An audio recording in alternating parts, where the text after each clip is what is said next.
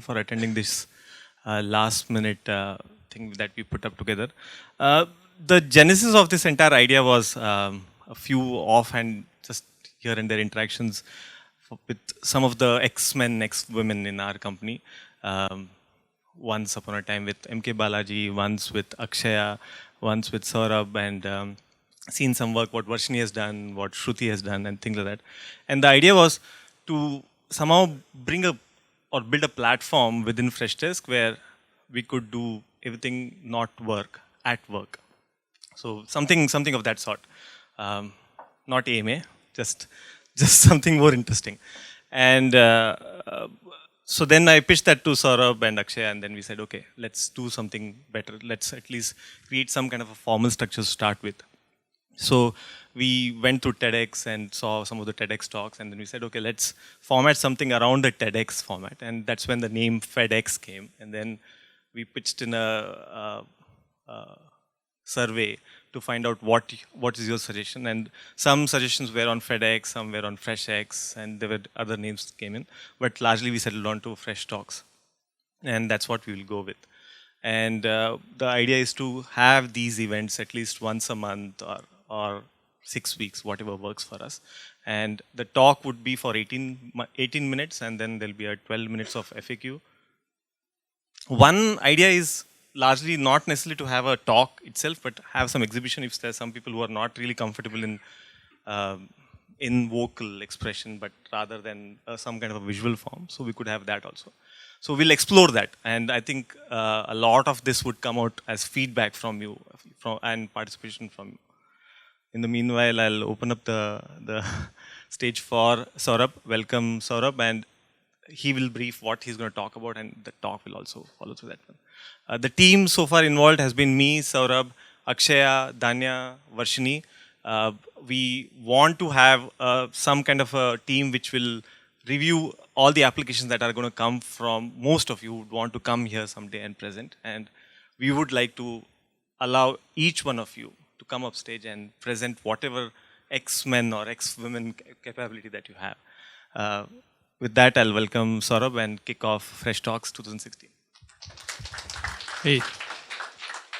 Thank you so much, Rishi. Rishi is like a Chris Anderson of Freshdesk. Chris Anderson is the organizer of TED. He brought this whole notion of taking an inspiration fix. You know, you go online, search for any emotion, and see if you can get a fix for that emotion. For instance, you want to feel hopeful. There is a talk for that. You want to feel loved, affection. There's a talk for that. So it's like when we say Chris Anderson, here is there's a real honest intention to for all of us who work from in our daytimes. What is it that we can take away from each other? Because there's so much of wonderful things which is happening in this company. Each one of us has such a unique story and so much of inspirations to be drawn from all of us. So what we're going to see perhaps is, I don't know what is my delivery is going to go and inscribe into your minds, but there's a lot more to come. So, I'm already looking forward to the next one, which is Akshaya's here. Okay, so the talk is called Introspection, and the whole idea being of introspection is to really see within our relationships how we are leading our relationships and how we were supposed to get into relationships and what is the purpose of being into relationships as well. So I experimented this whole idea of mass introspection in TEDx Bangalore this year. So this is what happened. So this is a video grab I took out from one of the video feeds there. Front row, 50% people sleeping. Second row, 70-80% people sleeping.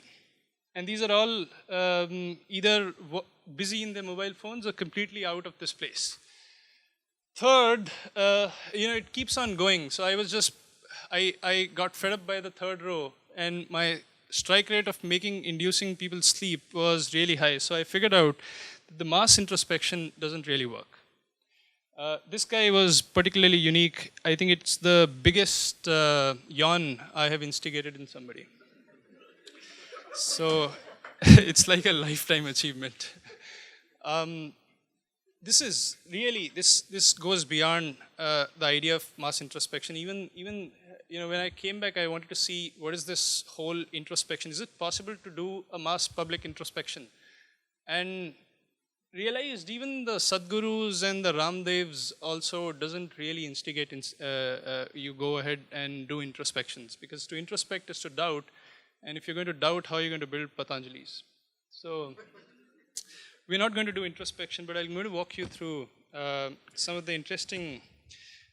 Here is what I want to give it to you. It's a beautiful thing which I discovered in my introspection of my marital life and getting out of it. So let's see if that beautiful thing resonates with all of us here as well. So this is almost about 5.5, 6 years before. I met my ex-wife in Berlin, and Berlin is really known for this electronic music scene, and we met in a nightclub in between this pulsing synths and minimal tasteful techno. My eyes gazed at our eyes gazed at each other, and for the rest of the night we were just dancing together. In the next 1.5 years to 2, we were dating each other, but not just dating each other. We were also in a romantic relationship with the city itself, the Berlin, and watching people, the culture, and witnessing as part of it was also.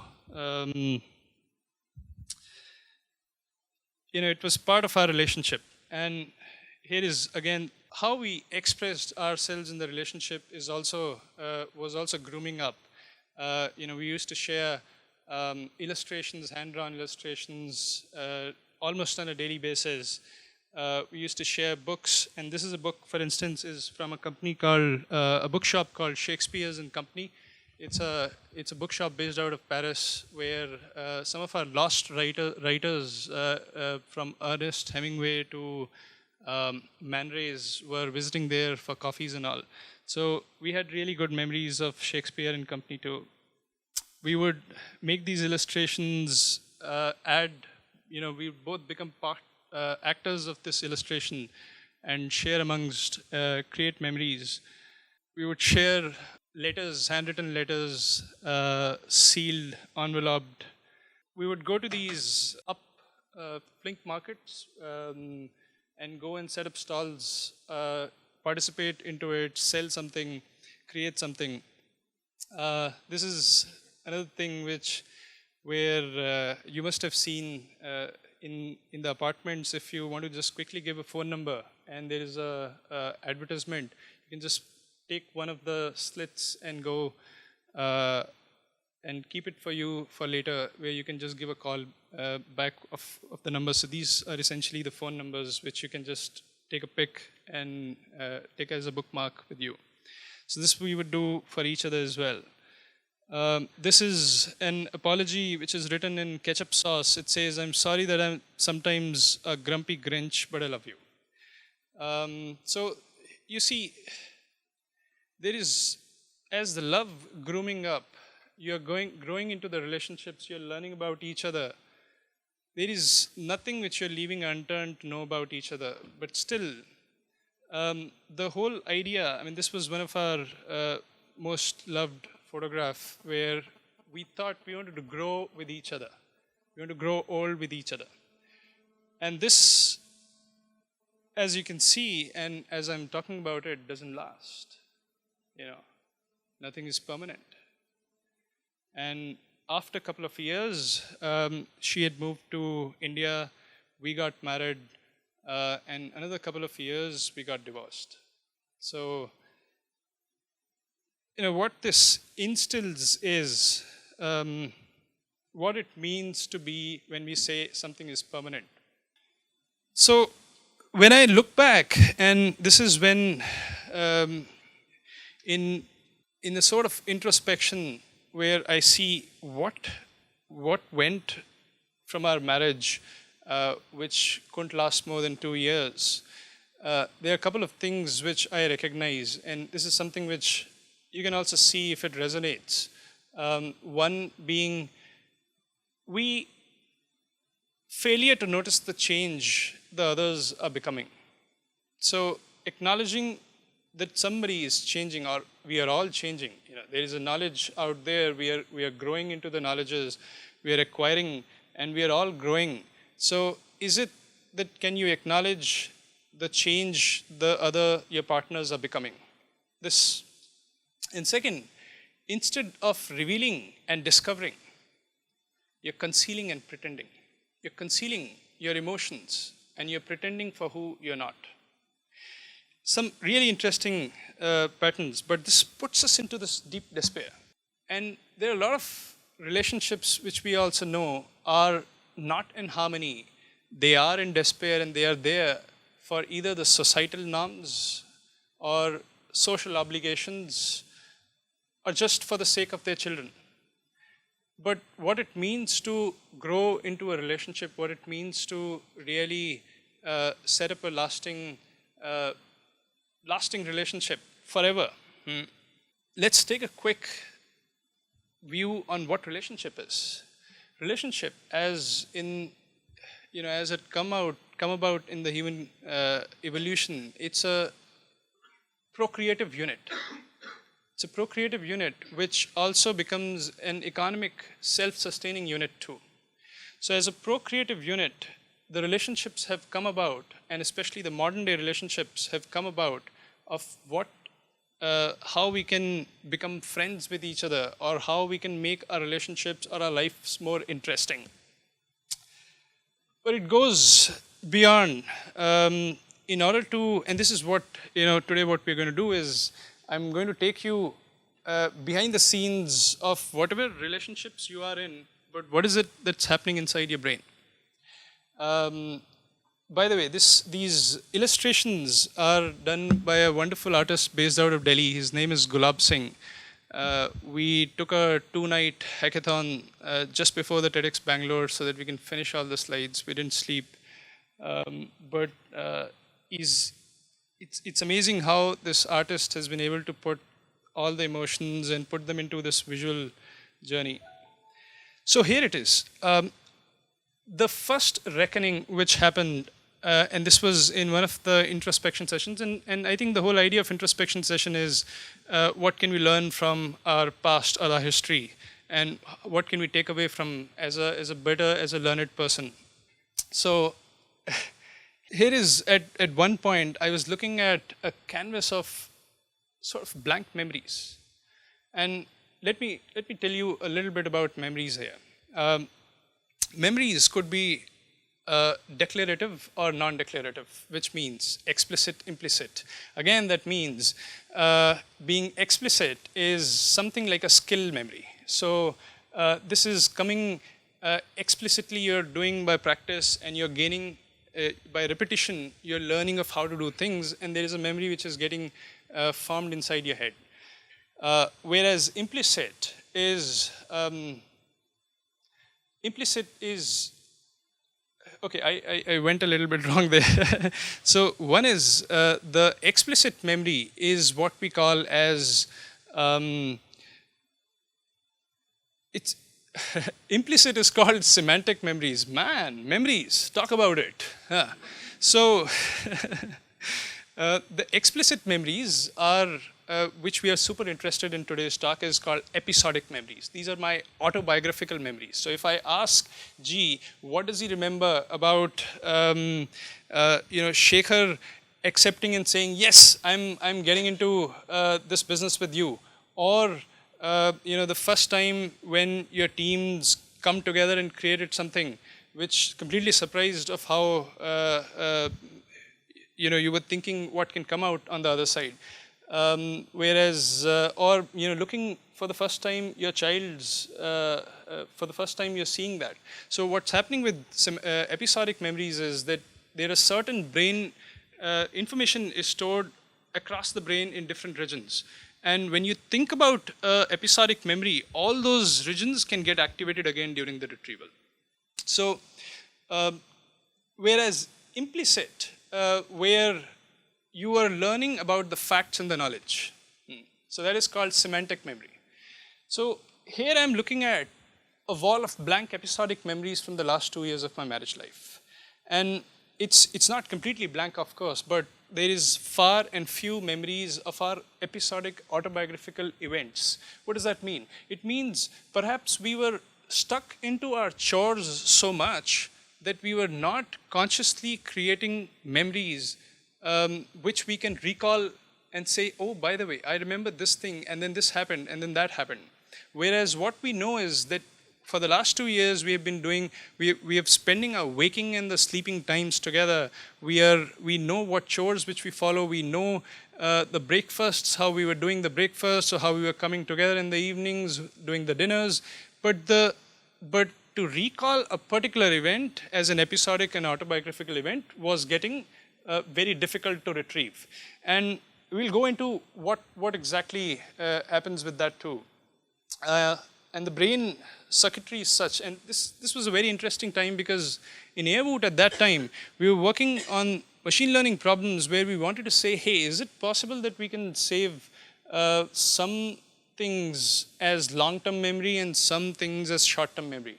And episodic or autobiographical memories are long-term memories.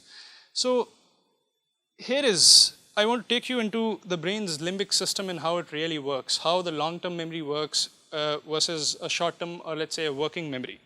So we are looking at this in the lower temporal lobe of our brain, which just connects from the nervous system which is coming from our spinal cord. Wow.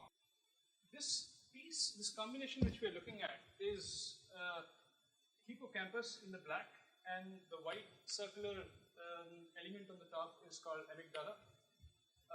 Both of these are responsible for our memory creation, processing, and retrieval. Now, what does that? This acts as a gatekeeper and says, hey, this memory which just I saw is not worth storing or is worth storing. And anything which comes with a high emotional valence. Now, what I mean by high emotional valence is something which is extremely on the side of an emotion. Could be extremely happy or an extremely despair or a sad situation.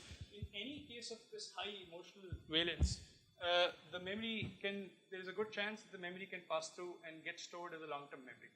Now, this is very familiar because we go to the airplanes, and I remember Rishi posting up a recent audio clip from Pranay's airplane announcement. Anyone remembers what is the name of the pilot? Yeah, because we are not emotionally attached to that information, and our brain says not enough emotional valence, not worth storing. Similarly, in the conferences also, we go and meet so many people, but how many names can we go back and remember? So all of this and the occurrences as well must pass through this gatekeeper, which is this combination of hippocampus and amygdala. So I want to read this really interesting thing, looking at this brain. This is a quote from Maria Popova of Brain Pickings. If you guys read those blog, it says, memory can be our merciless traitor. It's not a recording device, but it's a tool for creative plagiarism. It's a terrible timekeeper, and it's the bent backbone in the anatomy of lying. A lot of things. I can disintegrate some of them for you. When it says it's not a recording device and it's a it's a tool for creative plagiarism, it essentially is talking about how brain can selectively forget things and still selectively remember things. This is how even an artist who is doing the renditions of their arts again and again, they're able to tap into, they're able to selectively forget that something like this creation had existed, but still it motivates them to do another or a better version to it as well. So, terrible timekeeper.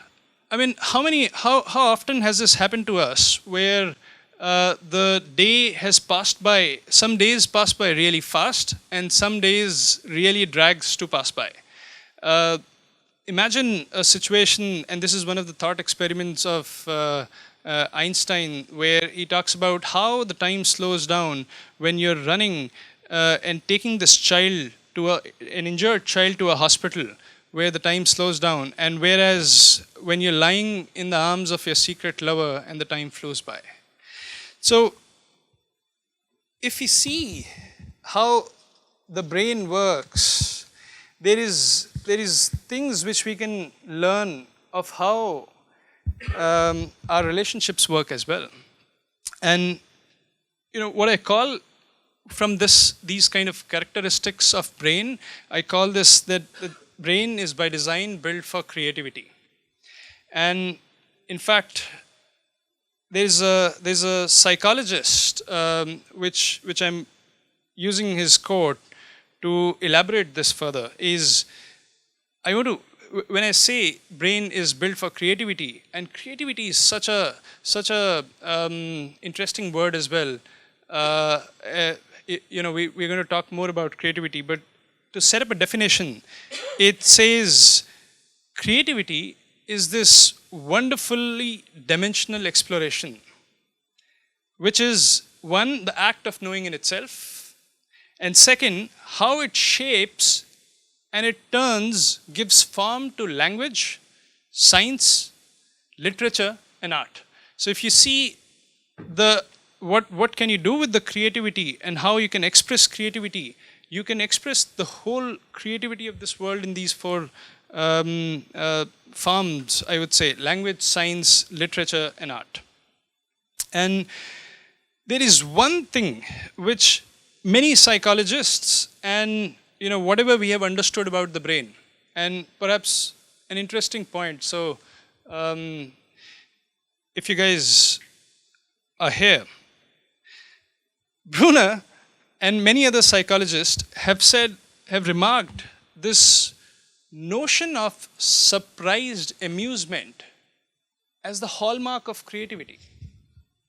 So, you might be thinking, wait, where did we start from? We were into this relationship, we were going through this intimate exchange, and then now we are suddenly inside the brain talking about creativity, looking at something like a surprise. This is what I'm feeling, that it's so difficult to just follow an illustration and to be able to connect the chords, but I think it requires a couple of more sessions. So here's the thing. This is perhaps the hallmark slide from this talk. It talks about surprise, which is not easily defined. It is an unexpected that strikes one with astonishment, with wonder or astonishment. Again, let me repeat. It is an unexpected that strikes one with wonder or astonishment. Now, an effective surprise, a surprise played well, puts you into new perspectives. It puts you into new perspectives because you were not expecting that this could have been done, and that's why you were surprised. So you just realized a new possibility or a new abstract knowledge which you were not aware about. So similarly, creativity puts you into new perspectives. So what all this leads to is, you see, memory is not about events. It's about experiences. So if you try to connect chords, and let me help you on this, which is, what do we understand from the missing memories and the emotions, an emotion of surprise as well, that can lead us to, and the mysterious ingredient which we are observing in relationship here is what I call as co-creation. Now, let's delve deeper into co-creation. Looks like a heavy word. So there is another psychologist called Kathleen Hendricks. She talks about co-creation or co-creativity. We can't interchangeably use creation and creativity, but she talks about that each time you co-create, you step into an unknown consciously. You step out of the familiar routines and you open the gates of possibility. And with authenticity and wonder, you, instead of concealing and pretending, you reveal and discover. Um, you haven't missed anything. We'll come back and reinstate what I meant by co-creation. But you can read a lot more about creativity for an everyday use in this fantastic book, Twyla Tharp. I'll share the link explicitly again later. But what it leads to, what we truly mean when we say, hey, practice co-creation, is that think of your relationships as a team. And what does it mean to foster this co-creativity or practice co-creation is really, so let's try to see what is this idea of creation. Creation is this act of coming together and giving rise to something which was not existing before. And on the other hand, creativity is, which doesn't equate to creation, creativity is more about habit of engaging in creation, imagination and reflection, and this done over and over again. So if somebody has seen Sri Vidya's 100 Days of Art, that project, it's essentially what she's coming up with each day is creation, but the way she's able to come up as creating a habit is her creativity. So in this book also, which we saw, she talks about this fascinating way how art has this magical characteristic where creation as a process of creation is embedded in itself, which means it's, you can go and create a very even a simple or a sophisticated, or you can just practice art, and each time you're creating, you're bringing something new into this world. So what can you do as a team? And what were those missing memories which were getting passed by, our lives were getting passed by without creating those long-term memories, is perhaps we were not giving or not experiencing effective surprises in our relationship. So it's so important to experience this emotion of surprises. And surprise not necessarily again means gifting is one way to do it, but it's not the sustainable way of giving surprises, right? So what I'm presenting here is that the best way to give surprise, or keep sharing the surprise amongst each other, is to practice co-creation, which means you come together as a team. And what can you do? So the biggest co-creation which a man and a woman can do, or man and a man, or a woman and a woman can do, today it's possible, right? Procreation. As procreation, as we, you are creations of your parents as well. So as procreative unit, this is the biggest co-creation which you can do. And then taking that child and raising it for another 18 years, giving them opportunities so that they can get right values, is another co-creative project. It's a very long-term co-creative project. So what else can you do as a team? Procreation, raising a child, co-creating homes and spaces. You can also co-create how you come together and live inside the home, create a mind space. A lot of people, they can use urban ladders to quickly create their homes as well. But the fact that you're putting a thought behind it and consciously working towards it is you are already acknowledging that there is a co-creation in practice. Co-creating meals. I mean, how can we just leave the mundanes and just let them become as a chore in our lives? You can approach each meal which you create as a co-creative project as well. Again, the whole point with this co-creation is that you're giving yourself effective surprises, which means you are creating these long-lasting memories amongst each other.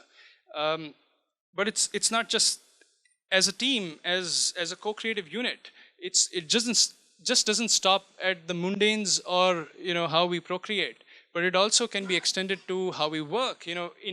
We are all co-creators of this thing called Freshtalks hotlines, fresh chats, and many more to come. So, fresh sales. And as Airwoot, in my time, while we were going through this 2 years on parallel, there was a co-creative project which was Airwoot, which was coming along. So I had really vivid, strong memories of what we were doing at Airwoot, but very less memories, episodic memories of what I was doing in my marital life. So it really boils down to, why are we doing this? What is it that we want to continue with these long-term memories, this working as a team and growing and learning about each other, is essentially to move towards this path of called self-expansion. Another couple of interesting insights there. So self-expansion can be best described as to accumulate knowledge and experiences as part of our relationship. The more self-expansion you experience in your relationship, the more committed and satisfied you will become. It's not just a statement; it's a theoretical, practical study as well, corroborated study too. Again, the more self-expansion people are going to experience from their partners in the relationship, the more committed and satisfied they're going to grow into the relationship, which means you both are growing together. So this is also explained by a very interesting phenomena called Michelangelo phenomena, where the whole idea is that everyone wants to become their ideal self, and when they're not able to become their ideal self, their self starves. So you and your partner have a huge capacity to help or hinder the other in becoming the ideal. So if you practice this self-expansion along with this co-creation, you must acknowledge that if you want to help your partners, whether you have an opportunity to hinder their growth as well. So on that note, I'm going to say, go break the clay and build these beautiful memories together and go co-create. Thank you.